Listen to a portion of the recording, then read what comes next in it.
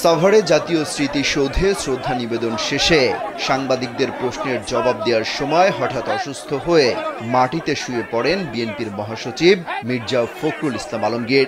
সোমবার সকাল 10টার দিকে বীর শহীদদের প্রতি শ্রদ্ধা জানিয়ে সাংবাদিকদের সঙ্গে কথা বলার সময় তিনি অসুস্থ হয়ে মাটিতে শুয়ে পড়েন।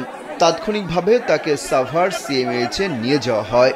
বিএনপির মিডিয়া সেলের সদস্য শাহরুল কবির খান জানান, শেষ খবর পাওয়া পর্যন্ত সাভার সিএমএইচে চিকিৎসাধীন বিএনপির মহাসচিব এখন অনেকটা সুস্থ।